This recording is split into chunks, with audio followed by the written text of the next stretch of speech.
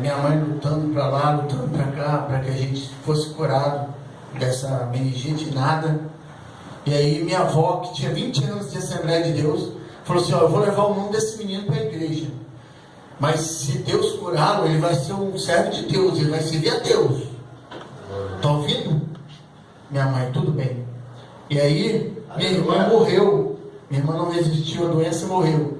E eu fiquei naquela coisa, fiquei até 4 anos tomando injeção. Fiquei dos meus 2 anos aos meus 4 anos tomando injeção. Todo dia eu tomava injeção. E era doído, tá, a injeção, muito sofrimento. E aí eu fui curado, o Senhor me curou.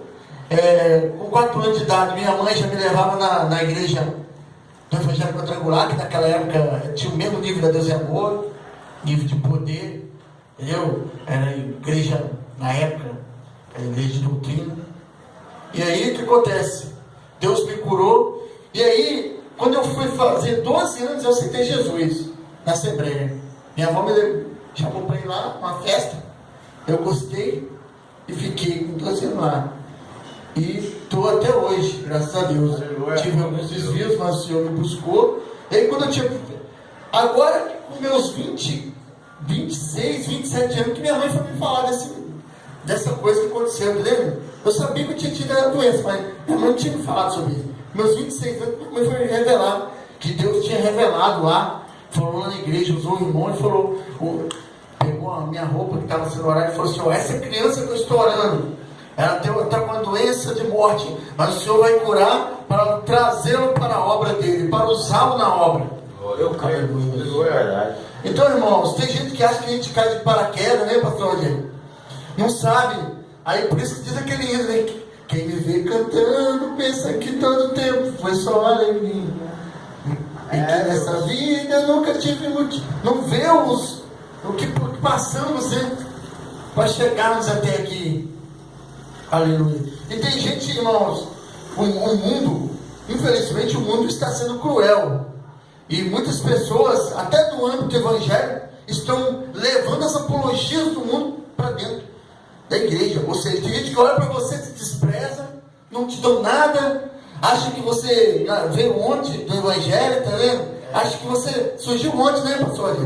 Não vê o tempo, como as lutas que se vieram, as batalhas que se travaram. Pastor Rogério, eu não queria falar, mas ele falou, eu ajudei de coração, porque eu venho acompanhando de anos esse homem de Deus.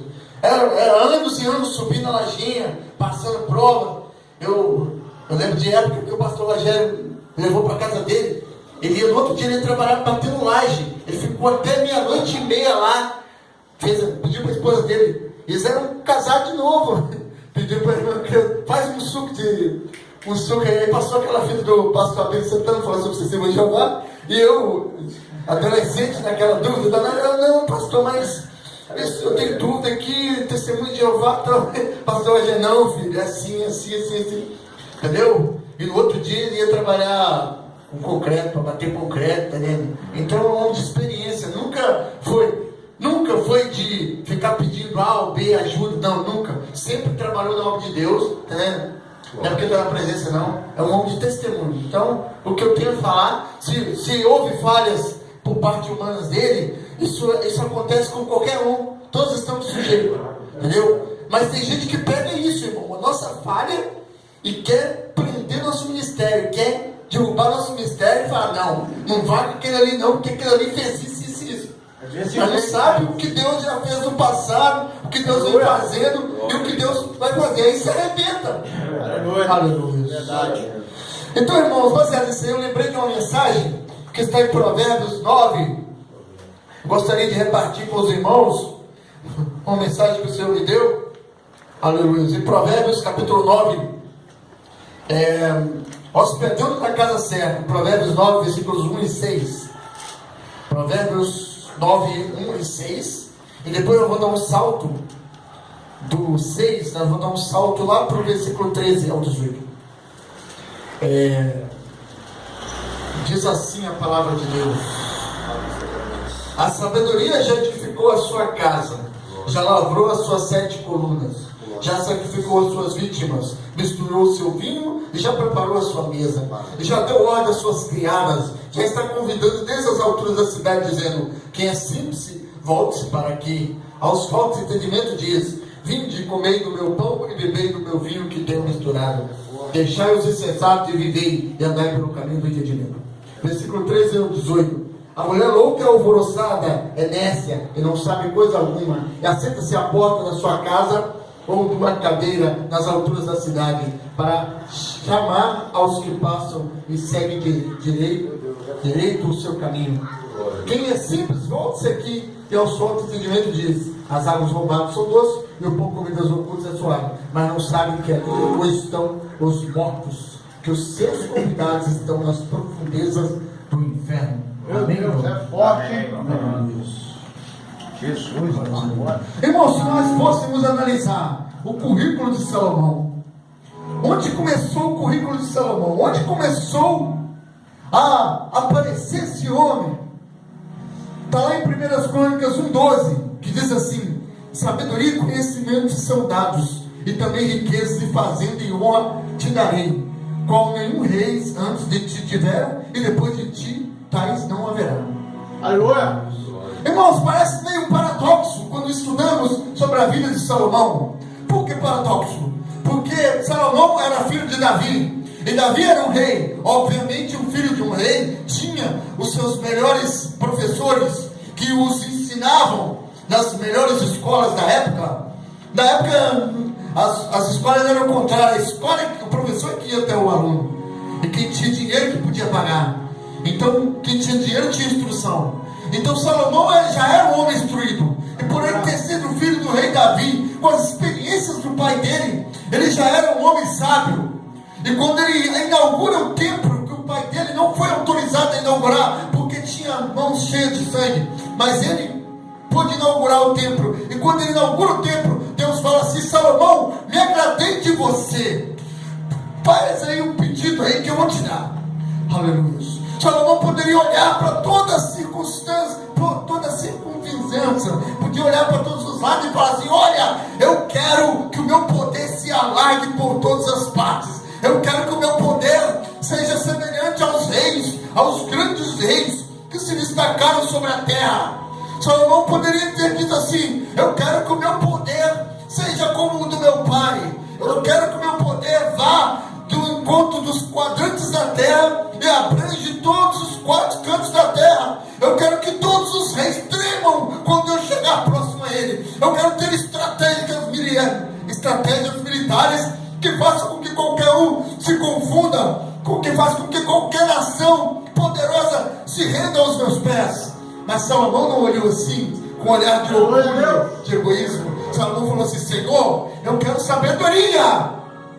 Aleluia. Aí Deus, em Crônicas 1:12, fala assim: sabedoria e conhecimento se estão dados, e também riqueza e fazenda e honra te darei, qual nenhum rei antes de ti tiveram, e depois de ti não haverá. Ou seja, vou te dar, Salomão, o que você pediu e o que você não pediu. Meu Deus, Deus faz assim conosco, irmão. Ele dá o que nós pedimos, e o que nós não pedimos Ele também nos dá. Aleluia, glórias a Deus. Mateus 12:42, a parte C do versículo diz assim: eis aqui quem é maior que Salomão. Só Jesus foi maior que Salomão, só. Aleluia. O rei era poderoso, Salomão se tornou um homem poderoso na terra. Aleluia. Porque Deus, quando eles, como o pastor já disse, se Deus estralar, Ele pode sumir sua conta, pode fazer você ir para o zero. Mas também, se Ele estralar, Ele pode te levar das alturas, pode te fazer um poderoso na terra. Aleluia. Deus é Deus. Se Ele falar assim: a partir de agora, meu filho e minha filha, sua agenda vai ficar lotada. A partir de agora, você vai pegar avião de um lado para o outro e acabou. Ele faz e acabou, e Ele fala e acabou. Meu Deus, aleluia. Ele vai que vender raso, com muitas agendas de pregadores, com muitos pregadores que querem na terra, com muitos ministérios que querem na terra. Mas se Deus olhar para aqui e falar assim: agora eu quero que esse trabalho se expanda, eu quero que venha almas para aqui, eu quero honrar o meu filho pelas lutas que ele já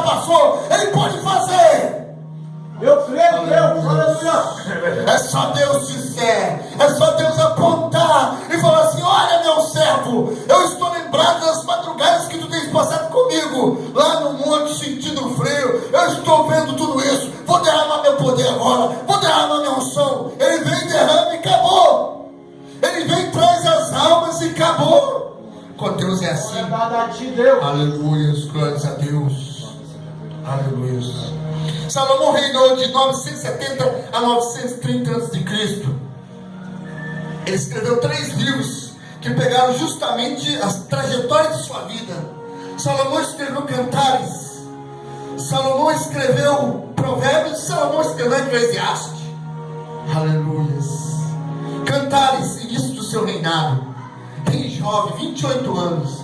Ele escreveu Cantares, perfazendo o amor dele pela Sulamita, e perfazendo o amor de Deus para com Israel, e perfazendo o amor de Cristo com a igreja. Irmãos, antigamente eu não li o livro de Cantares, eu ficava tribulado. Eu ia ler, mas não vou ler esse livro não. Como é que a Bíblia foi um negócio indecente desse? Mas aí eu li eu fiz um estudo, uma irmã me prestou uma apostila da Maranata, eu li Cantares nos olhos espirituais. Onde cai na raia. Nunca mais, irmãos, eu olhei Cantares com outro olhar. Aleluia. Porque Cantares mostra o amor do esposo com a esposa, a intimidade no lar. O que mais Cantares fala do amor de Deus com Israel, do amor de Cristo com a igreja. É algo profundo. Aleluia. Aleluias. Glórias a Deus. Salomão escreveu Cantares com 28 anos. Escreveu Provérbios já adulto, lá com seus 40 anos, já adulto, dando instruções ao povo. E escreveu Eclesiastes no declínio do seu reinado. Aleluia. Aí que está a situação, irmãos. Aleluia. Salomão chegou o momento em que ele escreve Eclesiastes. Aquele homem tinha tido tudo que Deus havia dado para ele, sabedoria e tudo mais. Isso mostra e prova o quê? Que sabedoria não impede o homem de ir para o inferno. Verdade. Sabedoria não impede o homem de se desconstruir. Tem gente que se desconstrói. Aleluia. O que era antes já não é mais, vai desconstruindo tudo que era antes. Se torna uma pessoa fria, se torna uma pessoa calculista, se torna um fraco na fé, se torna um incrédulo e acaba abandonando Deus e adorando outros deuses. Olha que loucura. Chegou um momento na vida de Salomão, na velhice dele, que ele esqueceu toda a experiência que ele teve com Deus, toda a experiência, e ele vai e começa a adorar os deuses das mulheres dele. Ele vai em casa com 1000 mulheres, princesas, algumas princesas, outras concubinas, e vira um homem promíscuo, e vira um homem idólatra, e o diabo entra na mente dele e ele começa a adorar outros deuses.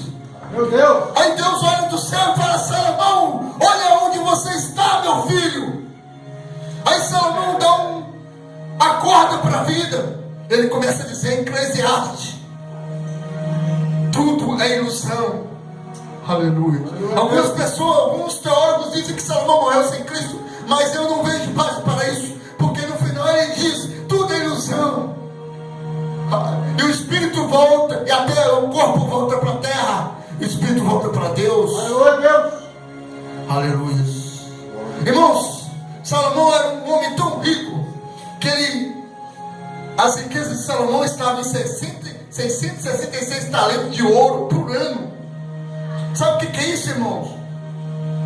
Significa multiplicar 34 por 666, que dá um total de um talento equivalia a 34 quilos. 34 quilos equivale a 22.644 quilos de ouro por ano, que ele tirava, que Deus prosperou de tal maneira na vida dele, que ele tirava dos tesouros dele. 40.000 cavalos ele tinha importados, 12.000 cavaleiros, ele tinha 12.000 cavaleiros, 6.000 cavaleiros cuidavam do reino, e 6.000 de Salomão. Ou seja, 6.000 era na parte tática, estratégia, e 6.000 ficava próximo a ele, servindo a ele ali, mais próximo. Ele tinha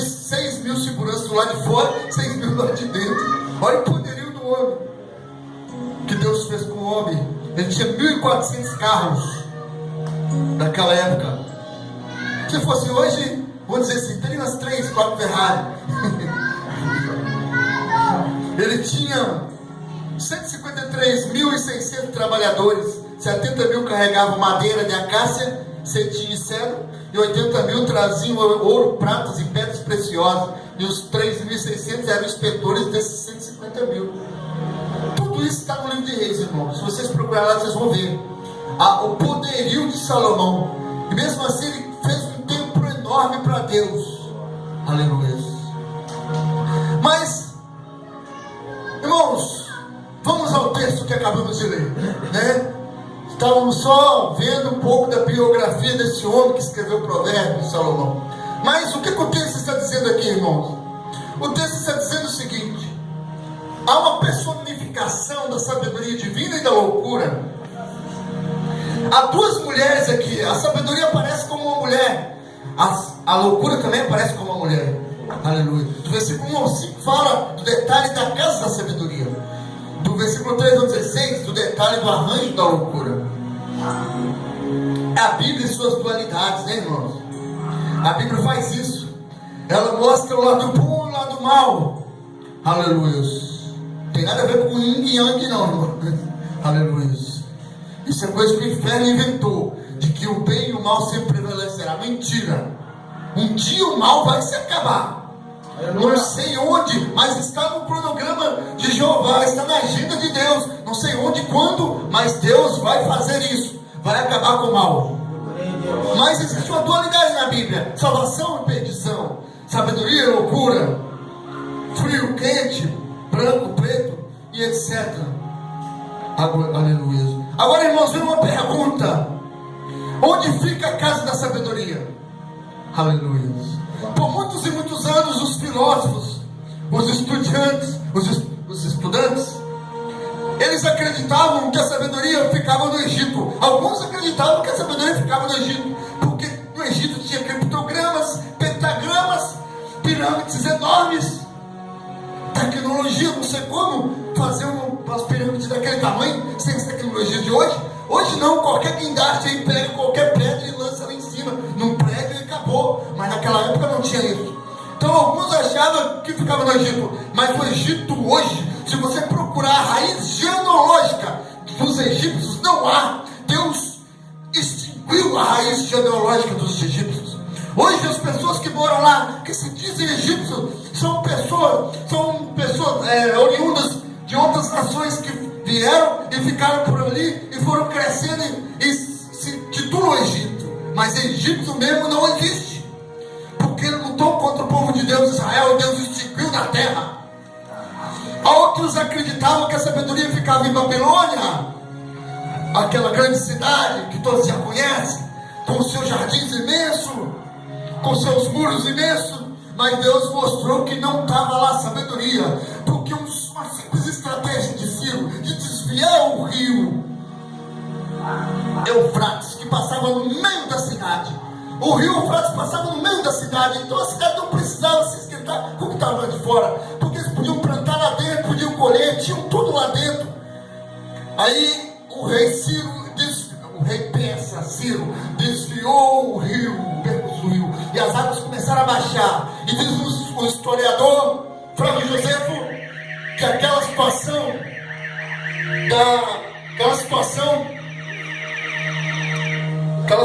da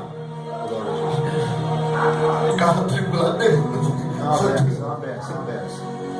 diz o historiador Flávio Josefo que aquela situação lá de Daniel 5, quando aparece a mão da cidade, justamente aquela data ali em que foi pesado, foi naquela noite que eles estavam embebedando, que Ciro, o povo não percebeu que o percurso do rio estava esvaziando. Ciro entrou por onde o rio entrava e dominou a cidade e destruiu Babilônia.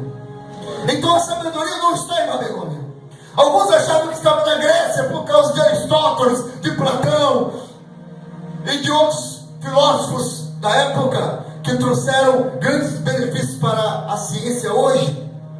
A sociologia, a psicologia são ciências vindas das filosofias desses homens, da observação desses homens. Aleluia. Alguns achavam que estavam com os troianos, com os helenos, que faziam parte da Grécia. Aleluia. Mas não estavam, irmãos. Aleluia. Outros achavam que estavam com os incas e maias, que desapareceram na história. Outros acham que a sabedoria está no Google, que você aperta qualquer coisa que você quiser saber, você aperta o Google, te traz, pega lá nos seus arquivos monstruosos lá e traz para você a resposta na hora. Aleluia. Mas não está ali a sabedoria. Então onde está a sabedoria, irmão? Aleluia. A resposta está, aleluia, no temor do Senhor. Apocalipse 14:7, parte B. Temei a Deus e dai-lhe glória, porque vinda é a hora do seu juízo. 1 Coríntios 1:24. Mas os que foram chamados, tanto judeus como gregos, pregamos a Cristo, o poder de Deus e sabedoria de Deus. A sabedoria está em Cristo Jesus. Aleluia.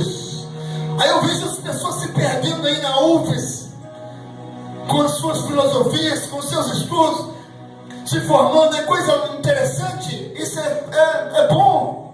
Se forma em engenharia, se forma em advocacia, se forma em história, se forma nas ciências, mas a sabedoria não está aí. A sabedoria está aqui, em buscar a Deus e servir a Deus.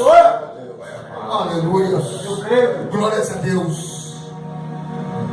Mas o que acontece, irmãos? O que acontece é que ambas têm pontos em comum. Há pontos em comum entre a sabedoria e a loucura, porque ambas estão no ponto alto da cidade.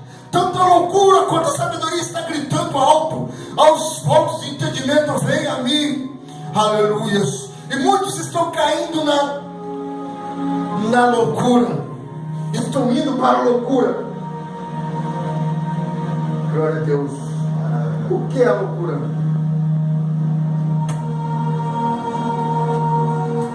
Glória a Deus. Glória a Jesus. Louvado seja Deus. Glória a Deus. Louvado seja Deus. O que é a loucura, irmão? O que é a loucura? O que é a loucura? É você achar que é eterno. Você achar que nunca vai adoecer. Você achar que nunca vai morrer. Isso é loucura. O que as pessoas estão pensando aí, que vão morrer e vão ir para o céu assim, de qualquer maneira. Isso é loucura. Aleluia. Glórias a Deus. Irmãos, ambas estão no ponto alto da cidade. Há uma divulgação em massa do Evangelho e de heresias também. Aleluia. Hoje você abre o YouTube, você encontra N coisas falando de Cristo, mas N coisas heréticas. Você encontra coisas absurdas. Você encontra pessoas acreditando em extraterrestres. Ai, que loucura. Você encontra de tudo. Ou seja, ambas estão no ponto alto da cidade. A sabedoria está chamando, venha para o Evangelho, venha para Cristo. A loucura está dizendo, não, fica em casa, fica por aí mesmo.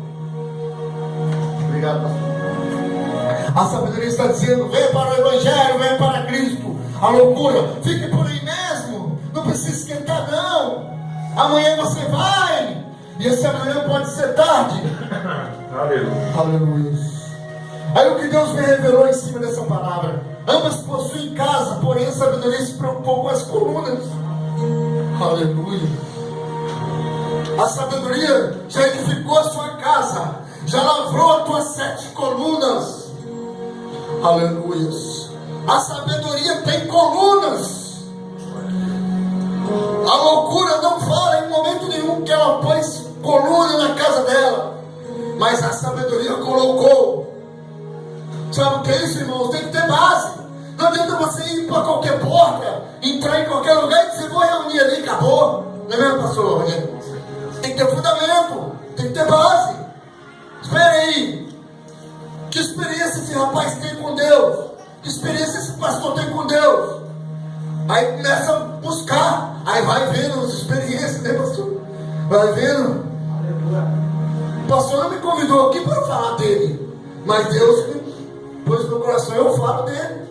Homem de experiência, de tempo. Aleluia. Glórias a Deus. As duas oferecem banquete para os seus convidados. A diferença está no cardápio. Aleluia. A sabedoria oferece carne, pão e vinho. Familiaridade com o Calvário, com a ceia.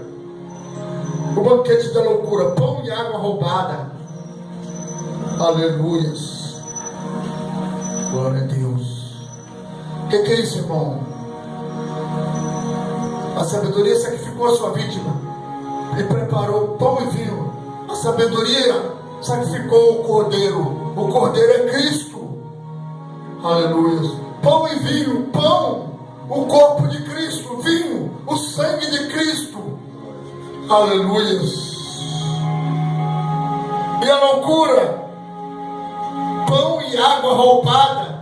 O que um corpo humano vai absorver para suas células de pão e água? Nada. O que o ser humano lá fora no mundo vai absorver nesse mundo? Pão e água roubada? Nada. O que o império das drogas pode trazer para um homem? Pão e água, nada mais. Irmãos, eu tenho visto experiências de pessoas contando, pessoas que passaram outros para trás, mataram, fizeram acontecer, e no final foi o que? Foi morte. Pão e água roubada. Não tem vinho, não tem pão. O pão verdadeiro, o pão da vida que desceu do céu, é pão e água roubada. Aleluia. Agora, irmão, sabe de uma coisa? Há banquetes que são para o bem, mas há banquetes que são para o mal. Aleluia. Esté, por exemplo, e disse Esté: o homem, o opressor e o inimigo é este mal Amã. Então Amã se perturbou perante o rei e a rainha.